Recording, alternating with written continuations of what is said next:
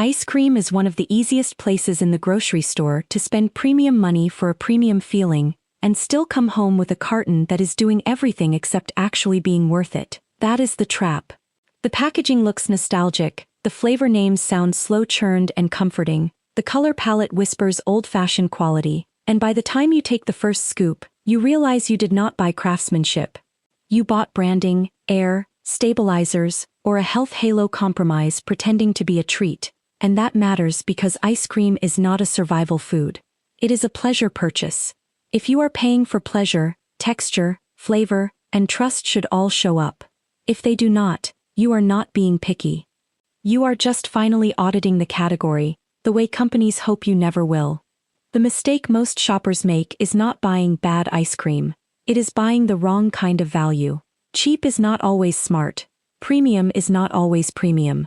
Familiar is not always honest. And better for you can become one of the most expensive disappointments in the freezer aisle if you are expecting it to behave like actual ice cream.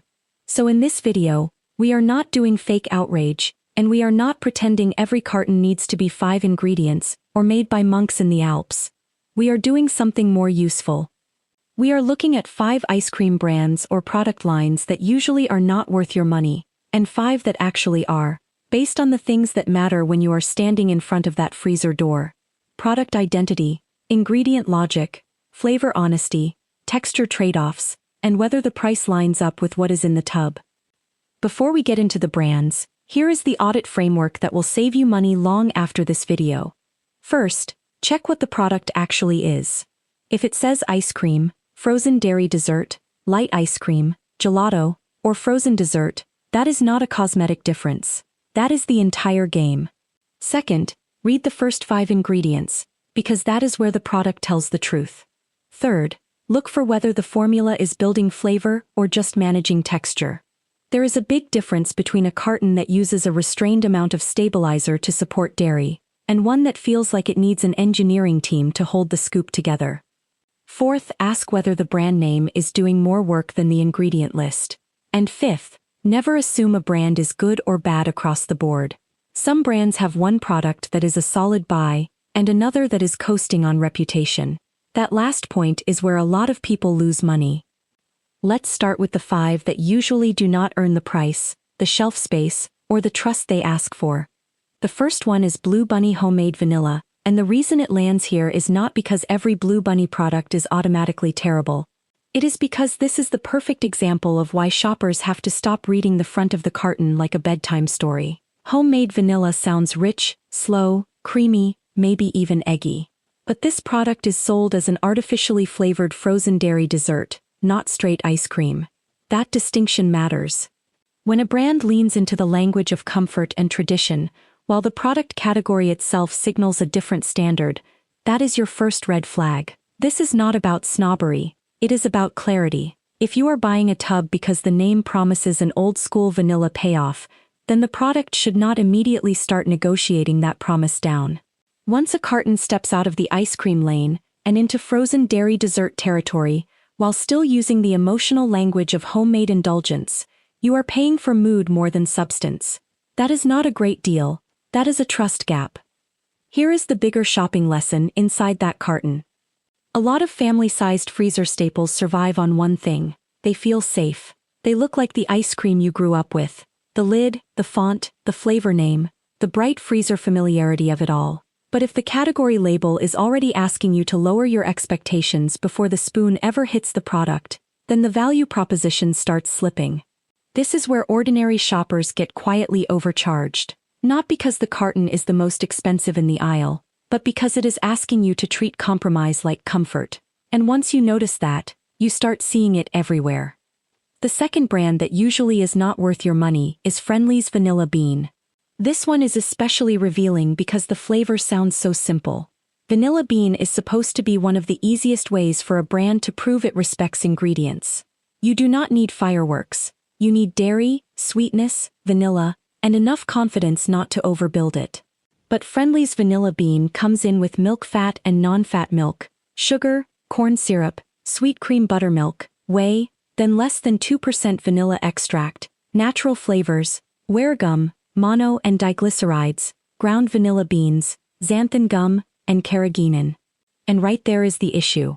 The carton is selling you a clean, classic vanilla bean experience, but the formula feels like it is being held together by cost management and texture management at the same time.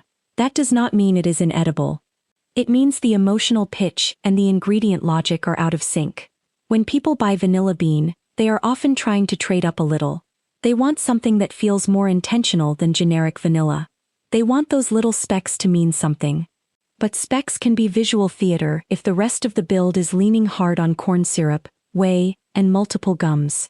The result is the kind of product that can taste pleasantly sweet in the first few bites and still leave you with the sense that you bought a performance of premium, not the real thing.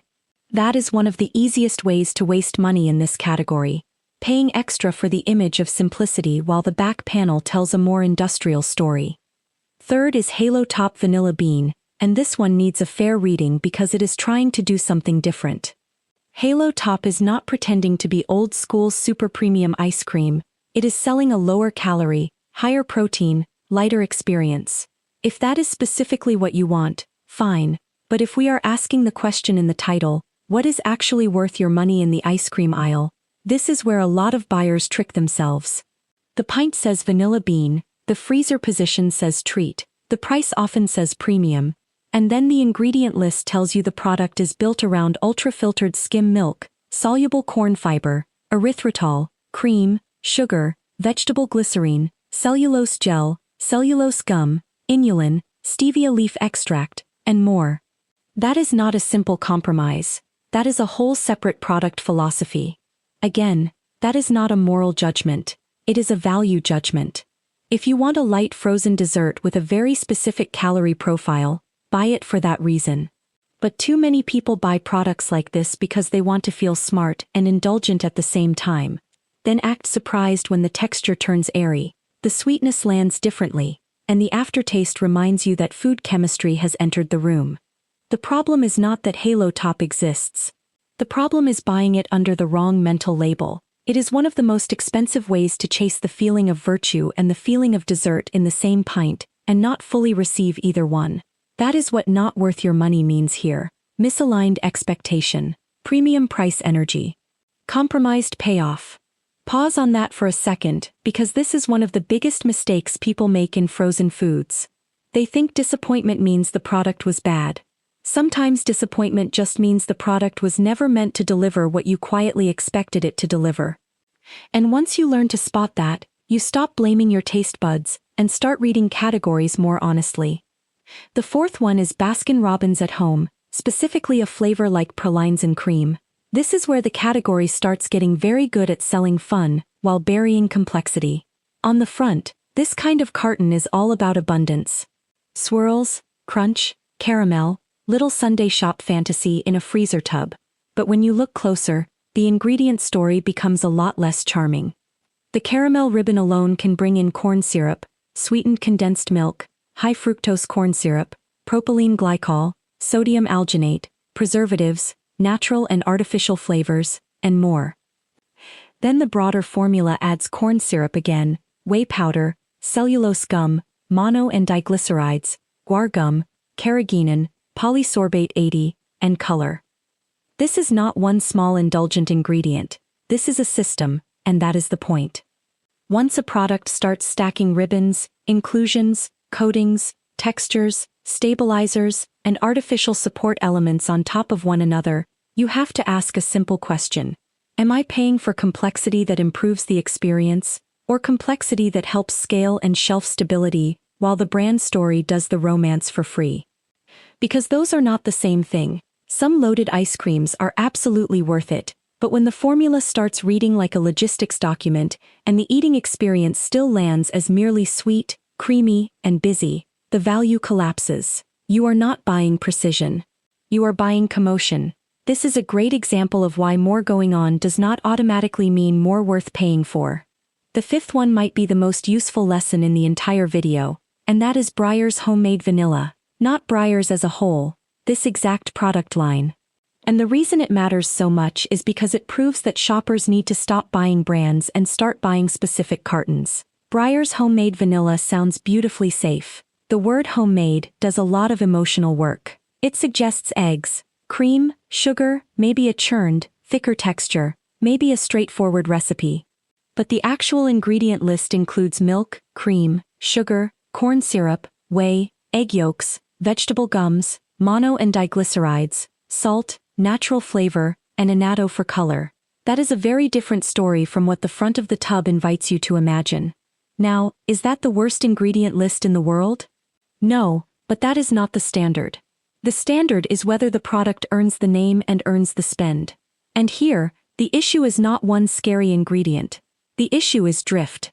The formula has drifted away from the homemade picture, while the branding still cashes checks from that image. That is the kind of thing consumers should notice, because it trains you to stop reacting to sentimental language. If a vanilla product needs corn syrup, whey, several gums, emulsifiers, and color, then call it what it is. Do not wrap it in a homemade halo and expect shoppers not to compare it to cleaner options sitting 2 doors down. And yes, that 2 doors down part matters, because the same brand gives us one of the better buys in the entire aisle. Now we pivot, because this is where smart shopping gets more interesting. The frozen dessert aisle is not a wasteland. You do not have to choose between cheap compromise and boutique overkill. There are brands, and more importantly, specific products, that actually line up price, flavor, and formulation in a way that feels fair. This is where the audit becomes useful, because the goal is not to become paranoid. The goal is to know when a carton is finally making sense. The first one that is worth your money is Breyer's Natural Vanilla. And yes, the same brand can absolutely appear on both sides of this list. That is not inconsistency. That is the whole lesson. Breyer's Natural Vanilla is one of the clearest examples of why you shop the product, not the logo. This formula is dramatically simpler. Milk, cream, sugar, vegetable gum, and natural flavor. That is a much cleaner value story for a mainstream grocery store vanilla. It is not pretending to be ultra-luxury. It is not trying to act like an artisanal farmstead pint. It is just giving you a more restrained formula for a classic use case. Scoop it onto pie, eat it out of the carton, serve it to a crowd, and it makes sense. And that is what a good buy feels like. Not perfection, coherence. The front says classic vanilla, the back does not start writing fan fiction, and the price usually stays within reach of normal shoppers. That is real value. Also, this is a good reminder that vanilla itself is a test of confidence. A brand that can keep vanilla simple is often telling you more about its priorities than a brand that hides behind mix-ins, candy chunks, or syrup rivers. If you want one rule for family-size vanilla, this is a strong one. When a mainstream brand offers both a more sentimental version and a more straightforward version, the straightforward one is often the better deal. Next is Tillamook Old-Fashioned Vanilla. This is where you start seeing what a better mainstream premium looks like. The ingredient list brings cream, skim milk, milk, sugar, pasteurized egg yolks, vanilla extract, terra gum, guar gum, and natural flavor. Notice the difference in feel. The formula still uses support ingredients, but it reads like dairy first, texture second. That matters. You can feel it in the expectation before you even scoop it. The carton is not trying to convince you that a highly managed product is somehow rustic magic. It is giving you a richer dairy-forward base and using a restrained amount of help to keep the texture where the brand wants it. This is where nuance matters, because not every good ice cream has to be 5 ingredients long to be worth buying. Sometimes a couple of gums are there, because a large-scale frozen product still has to survive distribution, freezer fluctuations, and the reality of national retail. The question is whether they dominate the experience. In a product like this, they do not appear to be the whole story. The dairy and egg yolk structure are still doing visible work. That makes Tillamook the kind of purchase that feels justified for people who want a richer carton without jumping all the way into tiny, expensive pints. It is a worth-it product because the trade-off is honest. You are paying for creaminess, not cosplay. The third one that is worth your money is Häagen-Dazs Vanilla, because sometimes the best value in a category is the product that removes the most excuses. Cream, milk, eggs, sugar, Madagascar vanilla, that is the whole flex. And the reason this matters is not because every short ingredient list is automatically superior. It matters because in a category full of front-label storytelling, Häagen-Dazs gives you a product where the ingredient list itself is the story. It does not need to distract you with homemade theater, bean spec pageantry, protein math, or mix-in chaos. It just says, here is a dense, rich vanilla, built from a simple structure, and you can decide whether that is worth the spend. For a lot of people, it is. Not because it is cheap, but because it is legible. This is one of the most important words in consumer buying, legible. You understand what you are paying for. The spoon meets resistance. The melt tends to feel slower and richer. The vanilla profile has room to exist because it is not fighting through a committee of texturizers and sweetener systems. Even if Häagen-Dazs is not your personal favorite, it remains one of the clearest benchmark buys in the aisle, and when you have a benchmark, you stop getting pushed around by fake premium branding. You can compare everything else against something real. Now here is the midpoint reset, because this is where the category stops being about brands and starts being about your habits. If you have bought underwhelming ice cream for years, the issue is probably not that you keep choosing the wrong logo. The issue is that the aisle trained you to trust mood over structure. It taught you to buy nostalgia, health halos, and over-decorated indulgence. But once you learn to compare product identity, first 5 ingredients, and flavor honesty, the freezer doors start looking very different. That is the entire unlock. The fourth brand worth your money is Jenny's, specifically a flavor like honey vanilla bean. And this is where price has to be handled honestly. Jenny's is not a budget buy, it is an intentional splurge. But splurge and scam are not the same thing. The ingredient story here: milk, cream, cane sugar, non-fat milk, tapioca syrup, honey, vanilla extract, sea salt, vanilla bean specks, actually reads like a brand trying to build a specific flavor and texture experience, not just inflate a premium identity. That distinction matters. When a product is expensive, you want to see where the money went. With something like honey vanilla bean, the flavor concept is clear, the ingredient logic follows it, and the product is not pretending to be simplistic when it is really just expensive. This is what better premium buying looks like. You are not paying for vague luxury signals. You are paying for a formulation choice. Honey changes sweetness character. Sea salt sharpens the finish. Tapioca syrup affects body in a different way than a more generic industrial build. Whether you personally love the flavor is a separate question. The point is that the carton behaves like a premium idea that thought itself through. That makes it worth the money for the shopper who wants a distinct, deliberate ice cream experience instead of a mass-market product dressed up in artisanal language. The fifth one worth your money is Van Leeuwen Vanilla Bean, and this is another excellent example of premium that feels premium, because the back panel agrees with the front. Milk, cream, cane sugar, egg yolks, vanilla extract, salt, vanilla bean. That is a strong value proposition in the super premium lane. Not cheap. Not pretending to be healthy, not performing false simplicity with a complicated reality behind it. Just a serious vanilla build with the kind of ingredient logic that tells you the brand expects the product itself to do the convincing. And this is where a lot of shoppers finally feel the difference between expensive and worth it.